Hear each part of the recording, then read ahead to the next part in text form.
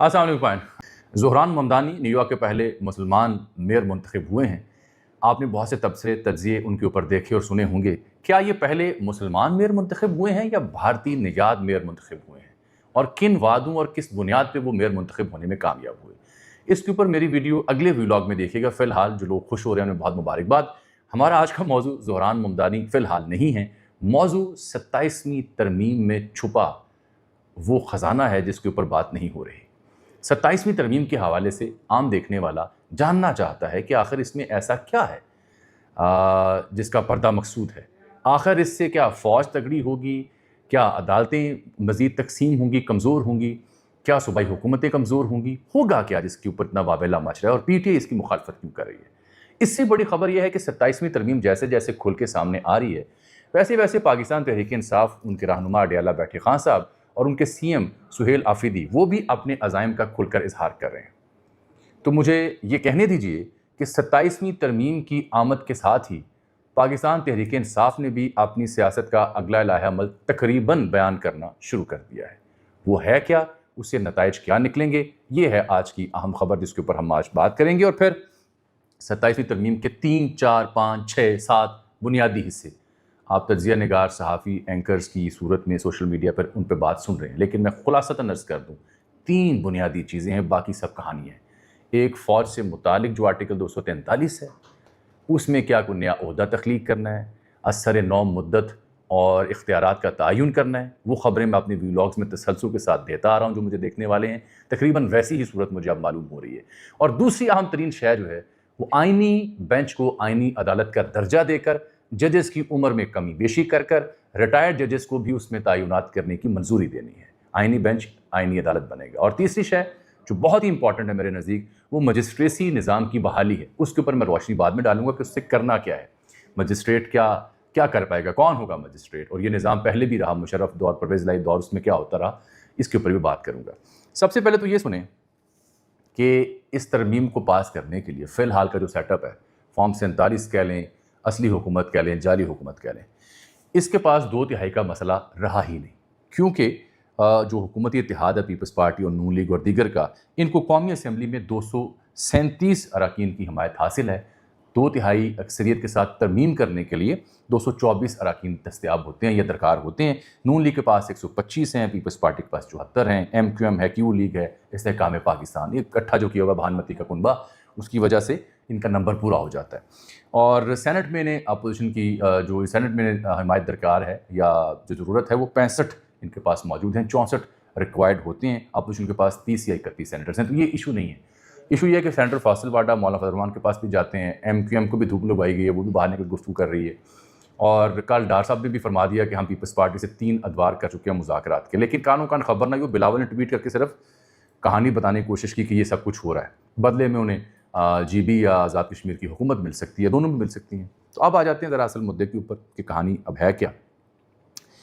دیکھیے، بڑی سادہ سی بات یہ ہے کہ مجھے یہ لگتا ہے کہ اس ترمیم کے بعد جو فوج کا کردار یا فوج کی اعلیٰ قیادت کا کردار ہے، اس کے پاس دلائل بھی ہیں اس کے پیچھے، اور ان دلائل پر بات کرنے سے پہلے میں یہ صرف کہہ سکتا ہوں آپ کو کہ جو آرمی چیف کو ہٹانے کا عمل ہوگا وہ پہلے سے مشکل ہو سکتا ہے۔ یعنی آپ کو یاد ہوگا جیسے نواز شریف صاحب نے آرمی چیف کو ہٹایا، being the prime minister of the Pakistan, تو ایک ایلیمنٹ یہ بھی نیا اس میں ہو سکتا ہے کہ جو ہٹانے کا عمل ہے وہ مشکل ہو جائے، اور جو لگانے کا عمل ہے وہ اختیار جو ہے وہ صدر مملکت کے پاس رہے، لیکن اس میں ان پٹ موجودہ چیف آف آرمی سٹاف کی زیادہ شامل کر لی جائے۔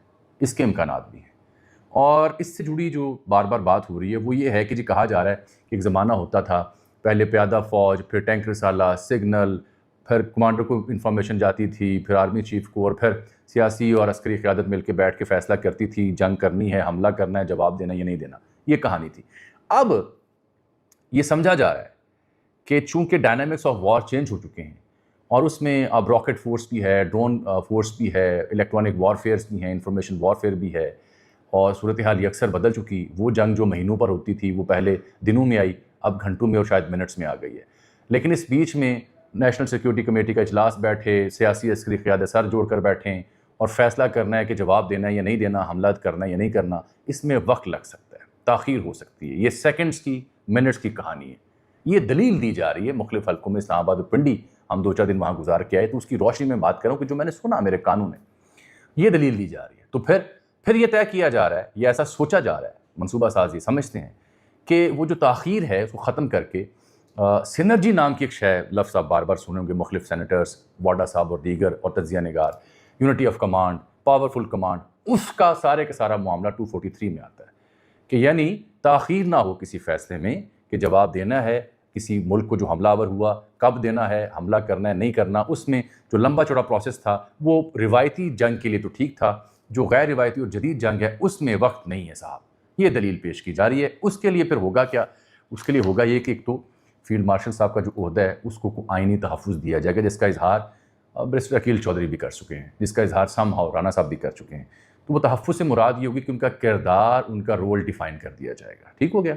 اس کے بعد یہ جو سینرجی نامی شے آپ سن رہے ہیں بار بار سوشل میڈیا پہ، جو ظاہری بات ایک اسٹریٹجک ٹرم ہے اور ایک مقتدر کی ٹرم ہے، ہمارے دانشوروں کو شاید اس کا علم بھی نہیں ہے، اس کو یقینی بنانے کے لیے کمانڈ اینڈ کنٹرول کا جو معاملہ ہے وہ بھی سپہ سالار کو دیا جا سکتا ہے، اور اس کے لیے پھر جو بار بار مرض کر رہا ہوں کہ 2 سے 3 عہدے ہیں جو زیر بحث ہیں، یا تو سی ڈی ایس کا عہدہ یا کمانڈر ان چیف کا عہدہ، یہ تخلیق کیا جا سکتا ہے۔ جیسے امریکہ میں سینٹ کام کے نیچے تینوں فورسز ہوتی ہیں، جیسے بھارت میں بھی سی ڈی ایس کا عہدہ انیل چوہان صاحب کے پاس ہے، یا پھر کمانڈر ان چیف جسے سی این سی کہتے ہیں۔ یہ 2 چیزیں ہو سکتی ہیں، یعنی پہلے فیلڈ مارشل کو تحفظ، ان کا کردار، ان کی ڈیفینیشن، پھر ان کی جو کمانڈ اینڈ کنٹرول ہے اس کو یقینی بنانے کے لیے یہ 2 عہدے جن کا میں ذکر کر رہا ہوں۔ اور امکان یہ ہے کہ شاید chairman joint chief of staff committee کا جو عہدہ ہے جو جنرل سایہ شمشاد مرزا صاحب کے پاس ہے، وہ نومبر میں ریٹائر ہو رہے ہیں، تو وہ عہدہ پھر ختم ہو جائے گا، کیونکہ سمجھا یہ جاتا ہے فوج کی ہاں کہ یہ عہدہ آپریشنل لیول کی چیزوں کو نہیں دیکھ سکتا۔ آپریشنل لیول کی چیزوں کو دیکھنے کے لیے وہ لفظ جو سینرجی ہے اس کو پورا کرنے کے لیے chairman joint chief of staff committee کی بجائے کمانڈر ان چیف یا سی ڈی ایس کا عہدہ زیادہ موزوں اور جدت کے عین مطابق ہے۔ یہ چھوٹی جی گل جی میں تہاڈے اگے رکھنی سی، جو میں نے سنی میرے قانون نے، گناہ گار قانون نے، یا پرکھی یا دیکھی، یہ ہے معاملہ وہاں۔ اور پھر میں نے آپ سے عرض کی کہ آرمی چیف کو ہٹانے کا عمل مشکل کر دیا جائے گا سیاسی قیادت کے لیے، یہ وہ شعبہ اور حساس شعبہ جس کے اوپر بات ادھوری رہ گئی۔ اب آ جائیں اگلا میرا موضوع مجسٹریسی نظام۔ قبلہ میرے نزدیک یہ سب سے زیادہ دلچسپ خطرناک معاملہ ہے۔ یہ جو لوگ کہہ رہے ہیں نا مجسٹریسی نظام اچانک اس ترمیم کا حصہ بننے جا رہی ہے، یہ کہانی غلط ہے۔ ہمارے صحافی دوست ایک تو محنت نہیں کرتے اور اوپر سے ریسرچ کرنے پر تو بالکل یقین نہیں رکھتے۔ پائے کام بہت پہلے سے شروع ہو گیا ہے، یعنی میں آپ کو بتاؤں یہ تو 18 رکنی ایک ہائی پاور کمیٹی بنی تھی اور اسے 30 ستمبر کی ڈیڈ لائن دی گئی تھی، اسی سال کی بات کر رہا ہوں۔ اس کمیٹی نے کیا کرنا تھا کہ مجسٹریسی سسٹم پورا بحال کرنا ہے یا جزوی بحال کرنا ہے، یہ طے ہو چکا تھا اور اس کے اجلاس بلائے جا رہے تھے، اس میں موجودہ اور سابقہ بیوروکریٹس بھی داخل کیے گئے تھے۔ اور یہ 2001 میں جو پولیس آرڈر تھا اس کے بعد جنرل مشرف نے پرانا جو مجسٹریسی نظام تھا اسے ختم کر دیا تھا، اگر آپ کو یاد ہو۔ میں کہنا یہ چاہ رہا ہوں کہ یہ جون، جولائی، اگست، ستمبر میں اس کے اوپر کام جاری تھا، ہم نے توجہ نہیں دی صحافیوں نے۔ اس سے ہوگا کیا؟ مجسٹریسی نظام کی بحالی کے لیے جو سی آر پی سی ہے اس میں ترمیم کرنی پڑے گی اور انتظامی افسران کو عدالتی اختیارات مل جائیں گے۔ مثلاً اس سے کیا ہوگا کہ جو ڈی سی یا ڈی سی او یا اس طرح کے افسران ہیں وہ جرمانہ، سزا 3 سال تک کی اور دیگر چیزوں کو دیکھ سکیں گے۔ اسے کہا جا رہا ہے ڈیولیوشن آف پاور، یعنی اس سے عدالتوں کے اوپر دباؤ کم آئے گا۔ یہ فیصلہ سازوں کی رائے ہے، لیکن اس سے پولیٹیکل وکٹمائزیشن بھی ہو سکتی ہے۔ اسی لیے تیسرا نقطہ جوڑتا ہے عدالتوں والا، جس میں کہا جاتا ہے جی وہ پینڈنسی بڑی ہے عدالتوں کی، 17 جج ہیں سپریم کورٹ کے، وہ 60,000 کیسز پینڈنگ ہیں، نچلی عدالتوں میں 20 لاکھ کیسز پینڈنگ ہیں، تو اس کے لیے ہم آئینی عدالت بنا رہے ہیں۔ اس آئینی عدالت میں جو ہے ججز کی عمر 68 برس ہو سکتی ہے، بڑھائی جا سکتی ہے، کیونکہ 30 نومبر کو ایک صاحب ریٹائرڈ ہو رہے ہیں، تو ان سے پہلے ترمیم آ جائے۔ پھر میں نے واڈا صاحب سے آج بات کی تو فیصل واڈا صاحب پہنچی ہوئی شخصیت ہیں، ہستی ہیں، وہ فرما رہے تھے کہ ہاں جی کیوں نہیں، قاضی فائز صاحب کے پاس کیا حرج ہے، اگر وہ ایڈ ہاک پہ آ سکتے ہیں ریٹائرڈ جج کے طور پر، تو اس میں مسئلہ کیا ہے؟ یہ دوسری خبر تھی۔ تو یہ ہے اس ساری اسکیم کی کہانی۔ این ایف سی مشکل سبجیکٹ ہے، بورنگ سبجیکٹ ہے، اس میں صرف یہ کہہ سکتا ہوں کہ شاید جو فارمولہ ہے 40-41% وفاق کا اور 50-58%، 59% صوبوں کا، وہ تو شاید بڑے پیمانے پہ تبدیل نہ ہوئے، لیکن صوبوں کو یہ کہا جائے گا کہ وہ فنڈ جنریٹ کریں اور اپنا سسٹم چلائیں، بار بار وفاق سے نہ مانگیں۔ تعلیم کی اور صحت کی وزارت شاید واپس وفاق کے پاس چلے جائے، وہ ایک پیچیدہ عمل، اس میں بات نہیں کروں گا، اس میں پیپلز پارٹی کے پاس فیس سیونگ بھی آ جائے گی۔ 27ویں ترمیم آ رہی ہے، بل جمعے کو سینٹ میں پیش ہوگا، اور اطلاع یہ ہے کہ یہ 14 سے 15 نومبر کے اندر پاس ہو کے نافذ العمل ہو جائے گی۔ اور اگر جو نئے عہدے بننے ہیں، نئے عہدے، اہم عہدے، ان کا پھر نوٹیفیکیشن نومبر 2025 سے نومبر 2030 سال کا نکلے گا، 5 سال کا، یعنی کہانی اہم عہدوں کی 2030 سے آگے دیکھی جائے گی, 27 والی فلم پیچھے رہ جائے گی. ٹھیک ہو گیا. آپ آئے تھے اس کے پی ٹی آئی کے اوپر. پی ٹی آئی کے جو نوجوان رہنما ہے سہیل آفریدی دبنگ لہجے میں بول رہے ہیں.